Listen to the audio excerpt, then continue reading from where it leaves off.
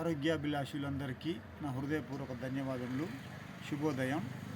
ఈరోజు మనం టాపిక్ ఏంటంటే, మనం ప్రతిరోజు సూక్ష్మ వ్యాయామాలు, అలాగే జనరల్ ఎక్సర్సైజు, దాంతోపాటు సూర్య నమస్కారాలు, ప్రాణాయామము, అలాగే ధ్యానము అంటే మెడిటేషన్, ఇలా ఆసనాలు, ఇవన్నీ మనం చూపిస్తున్నాం.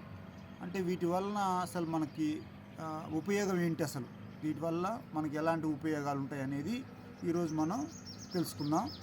ఏంటంటే, మనకి జీవితంలో కోపావేశాలు, చిన్న చిన్న వాటికి కూడా కొంతమంది ఆవేశపడుతూ ఉంటారు. ఈ ఆవేశాలు, కోపాలు, చిరాకులు, ఇలాంటి వాటిని మనం పెద్ద వయసు వాళ్ళలో చూస్తుంటాము, మధ్య వయసు వాళ్ళల్లో, చిన్నపిల్లల్లో, ఎవరికైనా ఇవన్నీ అవసరమే అనేది మనం తెలుసుకుంటున్నాం. అలాగే కొంతమందికి ఇంట్లో ఏదైనా జరిగినప్పుడు వీళ్ళు ఊరికేనే టెన్షన్ పడుతుంటారు. అంటే ఏదైనా మన చేతిలో లేదు కదండి, ఏదైనా అంటే రేపేం జరగబోద్దో మనకేం తెలియదు. కాబట్టి మనం ఈ ధ్యానము, ప్రాణాయామము, ఈ ప్రాణాయామం వలన కూడా మన లంగ్ కెపాసిటీ పెరుగుతుంది. అలాగే పెద్ద వయసు వాళ్ళు ఉన్నప్పుడు ఏం చేయొచ్చు అంటే, మనం ఈ ఆసనాలు ఇవన్నీ కాకుండా ప్రాణాయామము, ధ్యానం వరకైనా చేసుకోవచ్చు. ఇప్పుడు 50, 60, 70 సంవత్సరాల వాళ్ళు ఉంటే వాళ్ళు కూర్చోవచ్చు. ఇలాగా కూర్చొని ప్రాణాయామం చేసుకుంటే సరిపోతుంది. 4 రకాల ప్రాణాయామాలు ఉన్నాయి. అవి మనం తెలుసుకొని వాటి ద్వారా ఉపయోగాన్ని పొందొచ్చు. కూర్చొని చూడొచ్చు, పడుకొని చేసుకునే ఆసనాలు ఉన్నాయి.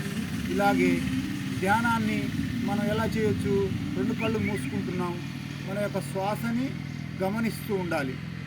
మన వస్తున్న శ్వాసను, వెళుతున్న శ్వాసను గమనిస్తూ మనం ఇవి అవకాశం ఉంటే ఇలా కూర్చోవాలి, లేదంటే కుర్చీలో కూర్చొనైనా చేసుకోవచ్చు.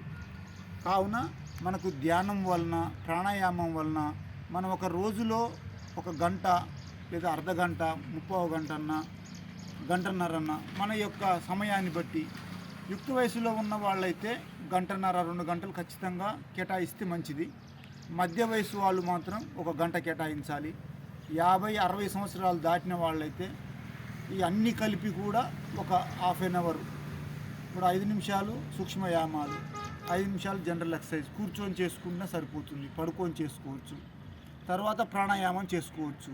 4 రకాలవి కాకపోతే ఒక రోజు తగ్గించుకొని ప్రాణాయామం చేసిన తర్వాత ధ్యానం చేసుకోవాలి. ధ్యానం అయితే మనం రోజుకు పెంచుకోవాలి.